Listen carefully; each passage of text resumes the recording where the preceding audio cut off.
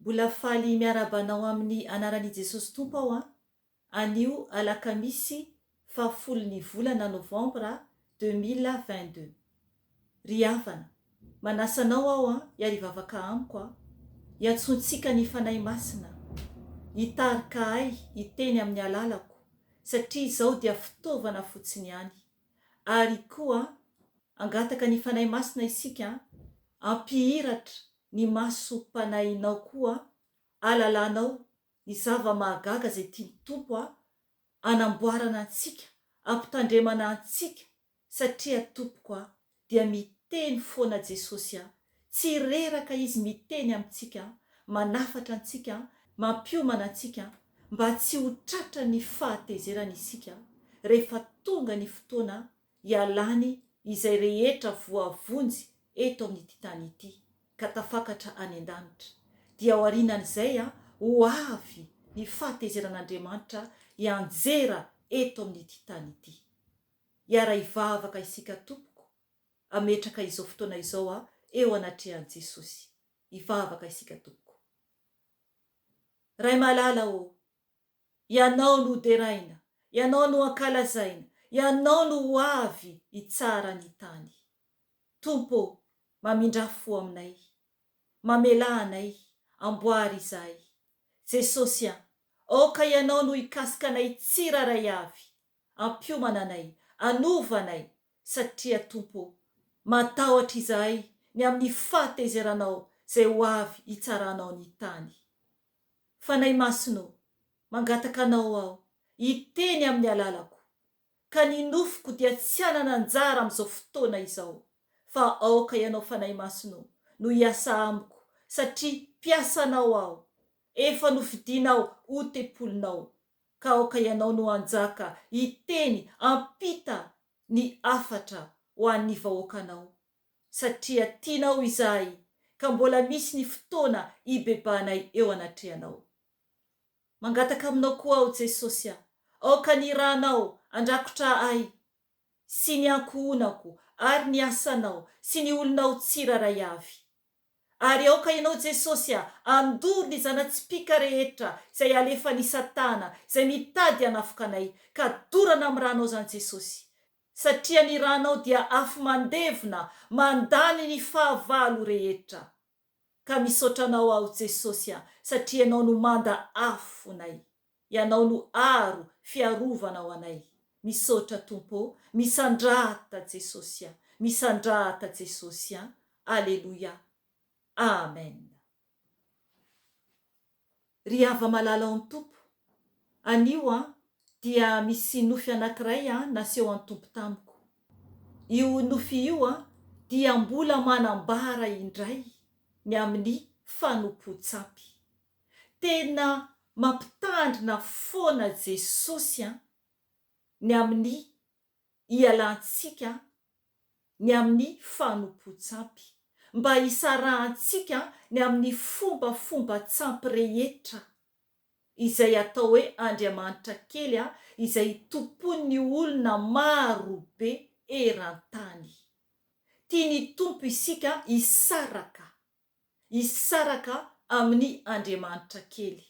Misy isan-karazany izy ireo Tompoko, tena maro, ary tsy ho voatonona raha ho tononona, satria ao ny statut, hazo na vato izany, ao ihany koa ny fitiavam-bola, ao ihany koa ny fitiavana fitafiana fotsiny ohatra, ao ihany koa ny fitiavana fiara na trano, ninona izany, na ray aman-dreny ara, na zanaka ara, raha ohatra tiantsika mihoatra lavitra noho i Andriamanitra, dia fanompo-tsampy izany. Ny tenin'ny Tompo dia manambara marimarina izany. Fa anio dia miteny amintsika ny Tompo ny amin'ny fanompo-tsampy mbola amin'ny fivavahana ihany amin'ny statut sy ny tsangam-bato. Zany hoe ny amin'ny fandolehana, fivavahana amin'ny reny sy ny amin'ny labozisy ny zavatra hafahafa izay ampiasaina hoe ahitanao ny Tompo dia fanompo-tsampy maharikoriko an'Andriamanitra izany. Ry havana, tena mampalahelo satria ny olombelona dia tena mafifo tsy mety miala. Maninona re tompoko no tsy mety miala ianao amin'ny fanompo-tsampy? Zavadozane no miandry ianao raha tsy mety misaraka amin'ny fanompo-tsampy ianao. Fa tena afo be no miandry, afo be tompoko. Mengavy ianao mihitsy aho miala amin'izany. Mbola nomeny tompo Nofy indray aho mombany amin'izany ihany. Tsy reraka mihitsy Jesosy miantso antsika hibebaka hiverina eo aminy. Ry havana, ny tenin'Andriamanitra izay efa nomeko tamin'ny video hafa dia efa nisy maro izy ireny ny amin'ny fanompo-tsampy. Miangavy ianao aho hiaino sy hamaky ny tenin'Andriamanitra izay amin'ny video hafa momba ny amin'ny fanompo-tsampy na momba ny amin'ny fiangonana katolika io dia efa maro any, efa maro. Ary araka ny teneniko hoe tsy angina mihitsy aho satria ny tompo miteny amiko, miteny amin'ny zanako koa dia tsy maintsy manambara aho, fa tsy angina aho, tsy angina izahay. Ny zanako moa entin'ny tompo mihitsy any amin'ny afobe atorony ny plasy ho isy ny olona amin'ny fanompo-tsampy amin'ny fivavahana katolika. Any video afaka miaino ianao tompoko. Raha tsy mino ianao ny amin'izay rehetra ambara eto dia aoka ianao andohalika eo anatrehan'ny tompo fa tsy eo anatrehan'ny statut akory. Mandolea eo anatrehan'ny tompo ianao dia manontany hoe marina ve ny tenin'io mpiasanao io fanahy masina? Fa tena pahitany tompo ianao, amaly ianao ny tompo. Ary koa tompoko, ny teny rehetra, ny nofy na ny fahitana izay asehoan'ny tompo aminay dia amarin'ny tompo foana ao amin'ny teniny. Ny mahadiso antsika dia miala amin'ny tenin'Andriamanitra ary koa kamo mamaky ny tenin'Andriamanitra dia manantena olona, dia mifikitra manolona, dia vao miteny ny olona mpitondra fivavahana ray hoe mandole hivavaka isika eo anatrehan'ny statut dia manao avokoa. Tena mampalahelo. Jamba mitarika jamba. Tianao Jesosy. Aoka ianao andray ny teniny dia amaky ny teniny. Ao amin'ny Eksodosy 20:2 dia efa manambara ny amin'ny didy 10 izay nomeny tompo. Aoka ianao amaky izany. Manambara fa tsy tiany tompo isika anana Andriamanitra hafa. Fa izy irery ihany no Andriamanitra tokony hotompony itsika. Ary izy dia sarom-piaro. Ary miteny amin'isika izy mba tsy andohalika eo anatrehana statut izay eo amboarin'ny tanan'olombelona izany. Satria mamaly izy, mamaly ny taranaka faramandimby. Ry havana, miangavy ianao andray ny tenin'Andriamanitra. Tsy azontsika atao ny manao sarin-javatra na mitovy ny endriky zavatra eny an-danitra hoy ny tompo. Ao amin'ny Eksodosy any io. Na ny ety amin'ny tany ambany, na ny ambanin'ny tany. Fa tena fahavetavetana eo anatrehan'Andriamanitra izany. Nefa dia mbola maro ny manao izany. Alohan'ny hijoroako Vavolombelona dia ao amin'ny Mpanjaka Voalohany io vakiko io. Satria tena ho ampaherenao. Ao amin'ny Mpanjaka Voalohany 5:12 tantara kely anankiray izy io, tsy lava akory fa tena fohy ihany no amitinako azy. Tantara kely anankiray izy io ary zavatra marina satria ny tenin'Andriamanitra dia marina. Dia ilay mpanjaka Asa no anarany. Io mpanjaka io dia izy tsy nanaraka ny fanompo-tsampy izay nataony rainy niteraka azy. Fa kosa nanaraka izay nataony razambeny dia i Davida izany.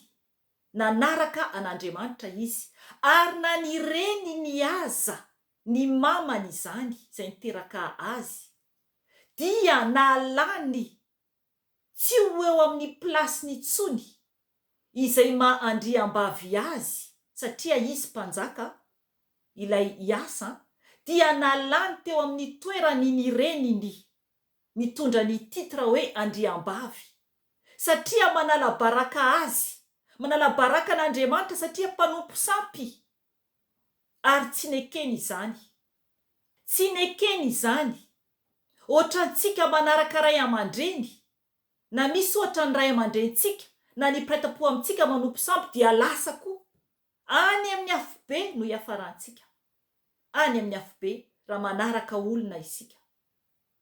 Andao vakintsika io mpanjaka voalohany io toko 520 horaisitsika ny eo amin'ny 9 ka hatramin'ny 7:10 ihany. Miangavy ianao aho hiaino tsara ary amerina amaky ny tantara manontolo rehefa malalaka ianao tompoko. Hovakiko izany amin'ny anaran'i Jesosy Tompo. Tamin'ny taona 20 nanjakan'i Jeroboama mpanjakan'i Israely no tonga mpanjakan'i Joda hiasa. 19 taona no nanjakany tany Jerosalema. Ny anarany reniny dia Imaka, zanaka vavin'i Absaloma. Nanao izay mahitsy teo imason'ny Tompo hiasa, toy ny nataony Davida rainy. Nesoriny tamin'ny tany ny olona izay nanolo tena hijangajanga ho fanompoan-tsampy, sady nariany ny sampy rehetra izay nataony rainy. Na dia Imaka reny ny aza dia naetriny tsy ho andriam-bavy intsony, satria nanao sampy mahatsiravina ho an'i Asera, ary ny kapany sampiny hiasa ka nandoro azy tao andohasandrika Kidrona. Amen. Aleluya, aleluya. Tsara izany tantara izany, tena tsara. Hitanao eto tena nalany tso amin'ny toerany andriam-bavy ny reniny, satria nanompo sampy mahatsiravina ho an'i Asera. Ny atao hoe Asera dia anarana sampy kananita, na koa ilazana tsangakazo tsampy. Hitanareo zany hoe anarana sampy kananita, tsangakazo, ivavahan'olona.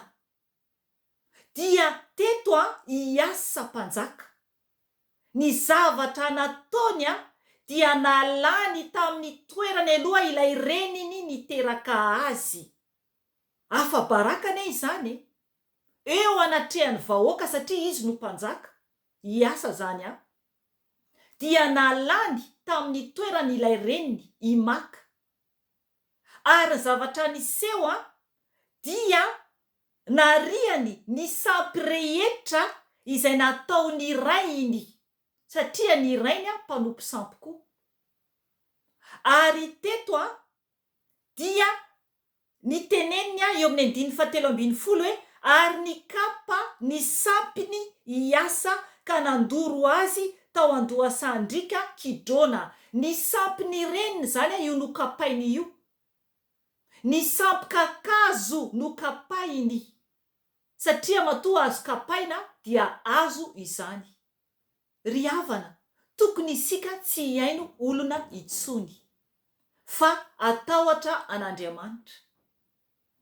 Misy teny anankiray koa nomeny Tompo teo alohany hijoroako Vavolombelona, ao amin'ny Jeremia toko 1:50 andiny 5:10. Andao vakintsika io vakintsika izany amin'ny anaran'i Jesosy Tompo. Mivoa avy eo afovoany ianareo ry oloko, ary samia mamonjy ny ainareo avy ianareo, mba tsy ho azo ny firehetan'ny fahatezeran'ny Tompo. Eo amin'ny 7:70. Koa indro avy ny andro amaliako ny sarin-javatra voasokotry Babilôna, homenatra ny taniny rehetra ary ny fatiny rehetra dia hiapatrapatra eo aminy. Tena zava-doza izany a. Tena ho vonoany tompo zany a izay mpanompo sampy rehetra. Ry havana, ao amin'ny Isaia, oka ianao a anomboka maky a ny tenin'Andriamanitra ao amin'ny bokin'ny Isaia a, toko 5:7 a, dia ny Isaia koa toko 4:7. Ireo teny ireo a dia manambara ny amin'ny fanompo-tsampy avokoa ho anao izay mbola misalasala. Eo amin'ny toko 5:7 a, eo amin'io Isaia io a, 9:7 dia miteny ny tompo a hoe ovakiko io a amin'ny anaran'i Jesosy tompo. Ny tenako no ny anianako, ny vavako no ivoahany fahamarinana. Teny tsy verina foana izany, dia ny hoe izaho no andolean'ny lohalika rehetra sy ianiana ny lela rehetra. Hoe ao amin'ny tompo ihany no voalaza fa misy fahamarinana sy hery, ka izy ihany no anton'ny olona amikenatra, dia ireo rehetra tezitra aminy. Amen. Ry havana, novakiko hatramin'ny 4:20. Isika izany a dia tsy maintsy mandoalika eo anatrehan'i Jesosy irery any. Izay a vao ho tafiditra any an-danitra, tsy ny sampy mihitsy izany. Amen. Ry havana, ijoro Vavolombelona ako. Tamin'ny alakamisy a 7 septambra 2022, zany hoe 2 volana lasa zany zay, dia nampanofy ny tompo araka ny teneniko teo hoe nofy amin'ny fanompo-tsampy ny fivavahana izay mampiasa tapakazo izany a, zany hoe ao anatiny avokoa zany a ny fivavahana momba ny amin'ny tapakazo sy ny sarivongana rehetra. Dia nampanofy ny tompo a, nanofy aho, zany hoe tato an-trano ihany zany a tao anatin'ilay nofy. Fa ny nofy zany a naseho an-tompo tamiko a, dia ilay olona mipetraka ato ambadiky ny tranonay, satria ireo olona ireo a mialatsiny a tompoko, dia mivavaka amin'ny fivavahana katolika. Ary izy ireo zany a dia tena hoe ao anatin'izany finoana izany mihitsy. Fa ny zavatra naseho an-tompo tamiko zany a, dia hitako ao zany a tato an-trano, fa tonga izany a dia hoe ny fanahiko zany a mahita ny any ivelany, zany hoe any aoriana zany a misy ny zaridaina anay. Dia eo an-jaridaina anay a hitako zany a zavy ety an-trano, zany hoe ny fanahiko zany a no ampisehon'ny tompo an'io zavatra io. Dia hitako zany a ny zaridaina koa ilay olona mipetraka ao ambadika anay. Dia misy fefy mantsy zany a no manasaraka anay, zany hoe fefy a tsy tena avo loatra. Dia naseho an-tompo ahy a avy ato an-trano zany a hitako a, satria ambony zany a no nijerevako azy, zany hoe avy ambony zany no mijery ohatran'io a no mahita ny ao an-jaridaina anay a sy ny zaridainan'izy ireo. Dia hitako zany a ery amin'ny faraparany zaridaina ny ireo olona izay mipetraka ao ambadiky ny tranonay a, misy statue tsangam-bato avo be a, mainty be a, any Maria renin'i Jesosy, hoy ny fitenin'olona izay mivavaka amin'ny fanompo-tsampy. Statue natao sariny hoe endriky Maria renin'i Jesosy, dia sarivongana vita amina vato sa vita amina inona izy io a, dia avo be zany izy io a eo an-jaridaina n'ilay olona mipetraka ao ambadiky ny tranonay. Ary mitodika manatrika ny tranon'izy ireo zany a io zava-doza io, avo be tompoko, tena avo be ary mahatsiravina ny mahita azy. Dia tena manatrika, mitodika zany a mijery ny tranon'izy ireo. Eto ny fanahy masina miteny amiko a fa miambina an'izy ireo io devoly io. Miambina an'izy ireo io devoly io mba tsy halan'izy ireo amin'ny ilay devoly. Ry havana, tena avo be hoy aho. Za koa mijery avy eo amin'ny etazy eto amin'ny tranonay mijery tonga dia mahita ny zaridaina izany zany hoe ohatrany hoe tsisy rindrina tampoka zany nampisehon'ny tompo azy satria rehefa ny fanahy no mahita dia tonga dia tsisy rindrina tsisy ninina fa tonga dia hitantsika ohatr'izao.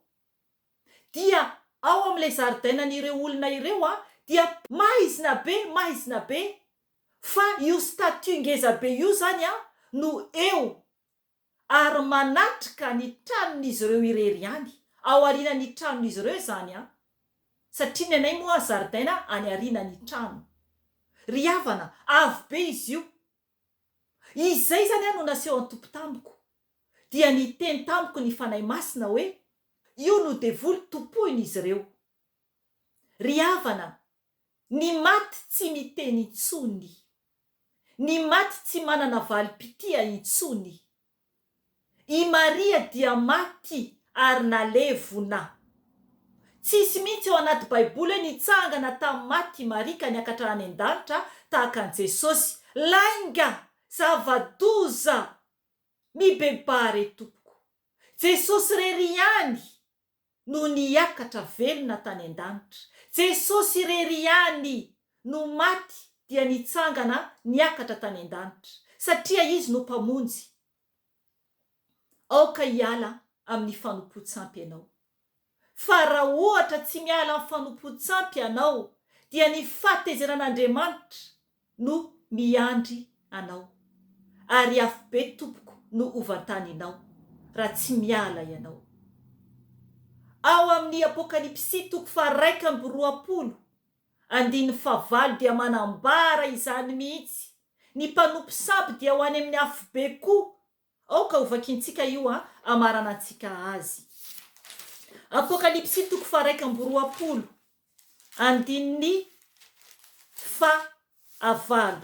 novakintsika. Aza manaiky ho jamba intsony tompoko fa miverena amin'ny Jesosy. Hovakintsika io amin'ny anaran'i Jesosy tompo. Fa ny osa, ny tsy mino, ny vetaveta, ny mpamono olona, ny mpijangajanga, ny mpanao ody ratsy, ny mpanompo sampy ary ny mpandainga rehetra dia anana ny anjarany ao anatin'ny farihy rehetra afo sy solifara. Izany no fahafatesana faharoa. Amen. Ry havana, io farihy rehetra afo sy solifara io dia natokana ho an'ny devoly sy satana. Dia ianao ve dia hoany noho ny amin'ny fanarahan'olona sy ny amin'ny amafin'ny loha tianao Jesosy, miverena amin'ny Jesosy. Fa efa kely sisa dia ho avy ny tompo. Eo amin'ny Apokalipsy 20:10 dia manambara fa ny devoly no tompony izany farihy afo izany. Fa tsy natao antsika zanak'Andriamanitra, asan-tanan'Andriamanitra izany. Nefa ny ianao tsy ho afaka ho atao hoe zanak'Andriamanitra raha mbola manompo sampy. Satria tsy an'Andriamanitra ny fanompo-tsampy. Andao vakintsika ihany koa io satria izay no tia ny fanahy masina ampaherezina anao anio. Apokalipsy 20:10 hovakiko amin'ny anaran'i Jesosy tompo. Ary ny devoly izay namitaka azy dia natsipy tany amin'ny farihy afo sy solifara, izay misy ilay bibidia sy ilay mpaminany sandoka koa, ary ampijaliana andro aman'alina mandrakizay ireo. Amen. Ry havana, miverena amin'ny Jesosy. Fa tianao Jesosy. Raha mbola misy ny fotoana iverenako eto, hitondra ny afatra izay nomeny fanahy masina ho antsika mba ho tafakatra any an-danitra isika, dia mbola hiverina tompoko. Engane ny tompo tsy ho disy fanantenana, fa mba ho faly ny tompo raha tonga ny fotoana iaonantsika aminy. Voninahitrany ho an'Andriamanitra irery ihany, ary fiadanana ho an'ny olona izay ankasitrahany irery ihany. amen. Veloma tompoko.